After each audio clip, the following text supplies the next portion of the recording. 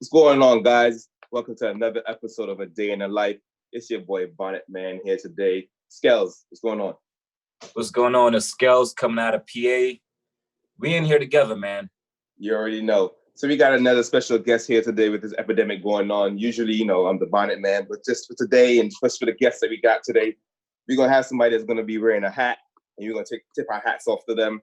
So without further ado, we let him inside the meeting, and we have Mr. Firefighter Kareem. How's it going today for you, sir? All right, he's connecting as well. Same thing as the last time. Fireman, what's going on, Mr. Firefighter going, Kareem? boss? How you doing? What's up, baby? It's buddy. What's going on, man? Glad to see you, man. How you feeling? I'm feeling good. Can't complain. Everything good? So I basically wanted to reach out to you. I know you're out there, as a firefighter. I want to say thanks for your service. I just wanted to ask like a couple of questions and say like, how has it been for you since this epidemic started? With the whole being a firefighter, being out there, first responder, and trying to be in this city, this crazy city of New York, and still survive. How's it been? Yeah, it's been tremendously different compared to before. Mm-hmm. The scheduling, the runs. Now, in regards within the firehouse, we have to take necessary precautions. But the whole take extra care of making sure we wipe down the rig more, the doors, every little thing that we possibly come in contact with. Uh-huh. More precaution to wipe down those items. When we go out on runs, it's totally different. You go out on runs, and when you look around, everybody not seeing anybody. It's like a ghost town. Mm-hmm.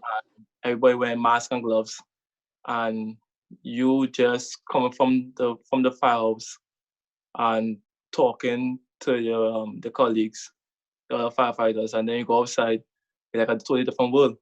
It's like a totally different world. It's like a transition from this the talking in the firehouse, interacting, having fun, making a little joke, talking about the city, talk about family problems, talk about family stuff, and then you go out in the rig, and it's like a ghost town, but you want to people you see outside, everybody have a mask and gloves.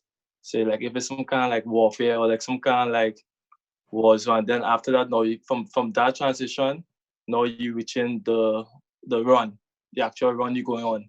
And then that's the next, of course, a next situation. It could be from EMS, it could be from a gas odor, it could be to, of course, a fire.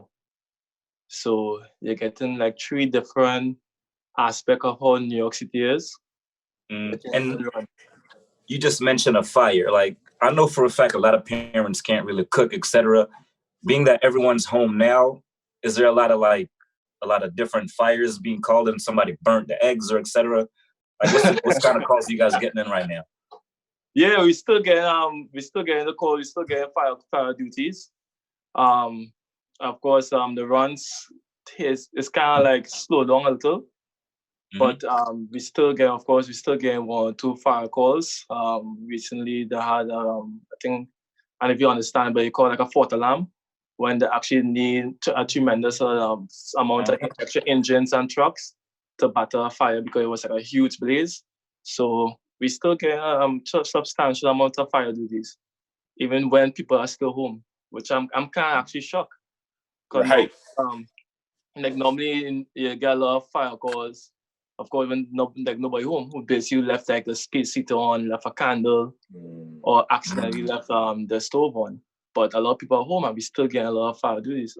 So, wow. Unfortunately, some of this stuff, of course, it's just accidents, and they're still having fire duty runs. They're still having, unfortunately, people dying of fire, which is great.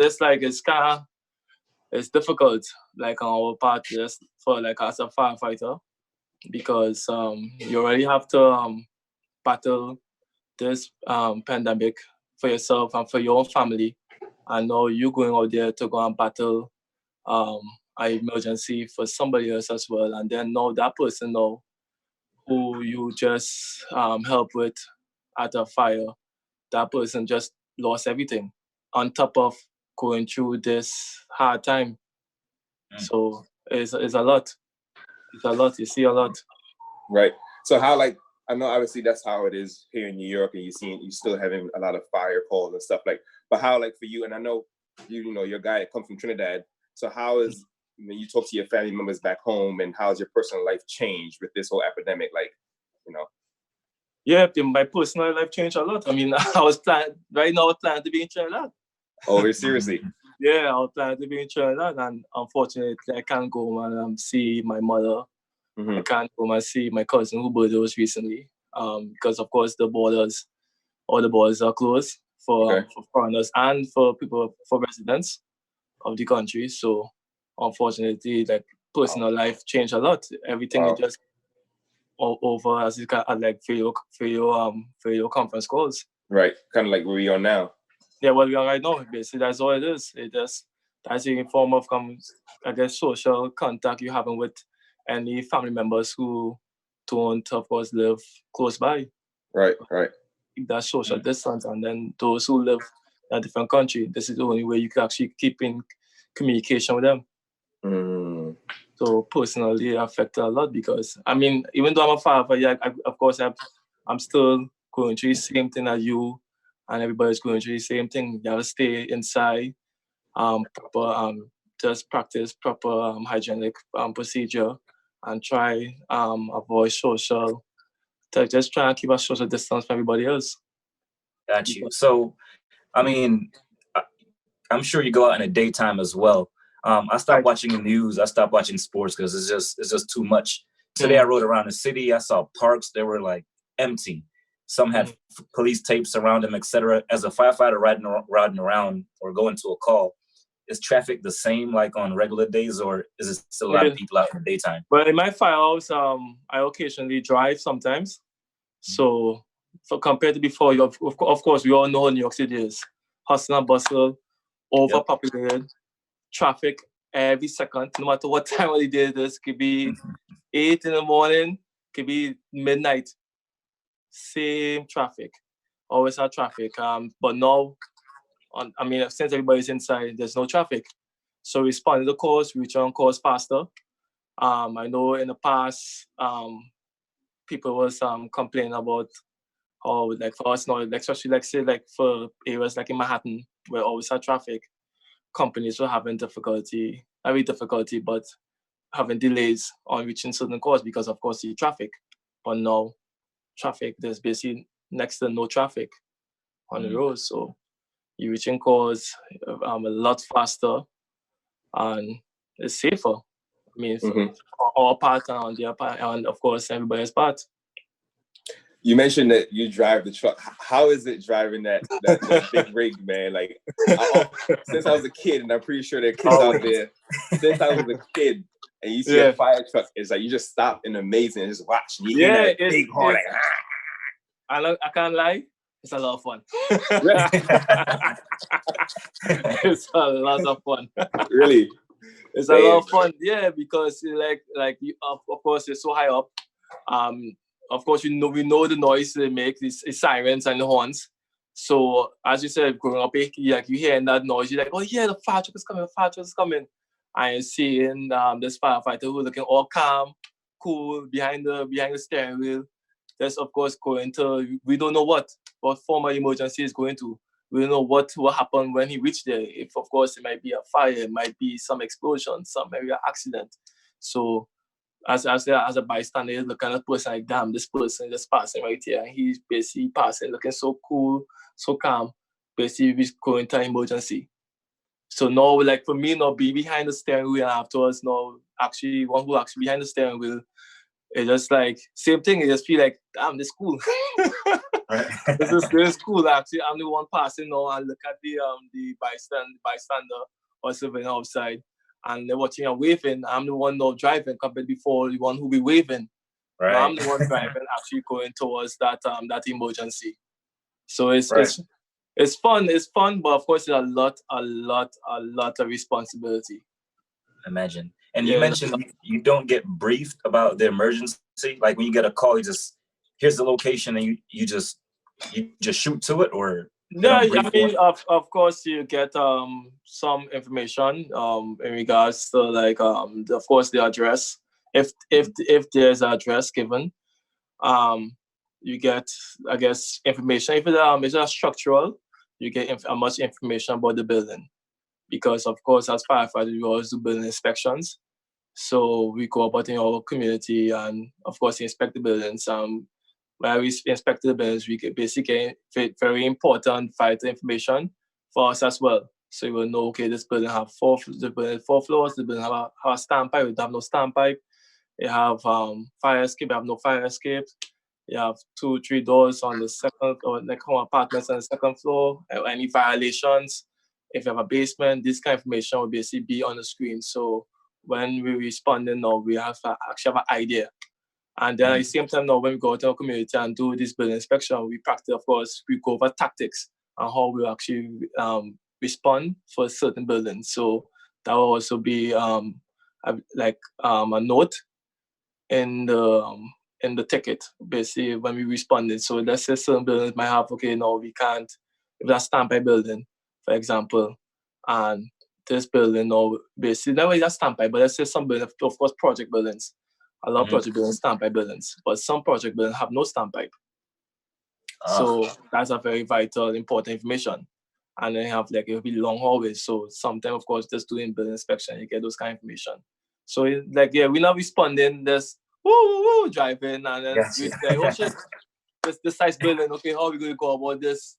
How do you go about this building? We have at least a brief little idea, but at the same time, too, sometimes a lot of buildings are oddball. So unfortunately, some of these buildings have a lot of oddballs. Like when you go in there now, you find something that is not supposed to be there. And then you just have to deal with that situation, unfortunately. Right. So I know, wrapping it up, last question for you. I know you mentioned earlier about scheduling. The schedule is different. So like we always know in New York City, firefighters have the best schedule in terms of job. How has the schedule? I mean, it's not a secret. We all know, like, everybody wants to be a firefighter because we, respect what you do, but also we respect the lifestyle you guys have because you have a lot of freedom, but you guys work very hard. So how has the scheduling changed for you? Like, do you have to work more days off now, or is it, how has it changed? Well, the scheduling changed.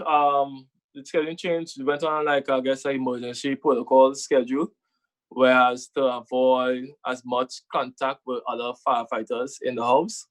So let's say, okay, myself and like 4 other guys in a group, and there'll be like letter A, and then of course letter B, C, D. So basically A, B, C, D chart.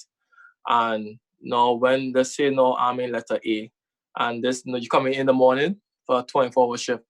So you come in the morning, you finish the next morning. And then, of course, then the next morning be letter B. And then letter C, letter D. And then you come back again for letter A. So basically, you're avoiding as much, you're avoiding contact with some people from C, and then the same thing for some people from D, and basically B, and vice versa. So the scheduling changed a lot. And then, of course, now with this situation, guys getting sick. Unfortunately, guys getting sick. Guys contracting the virus, so then sometimes you have to work extra.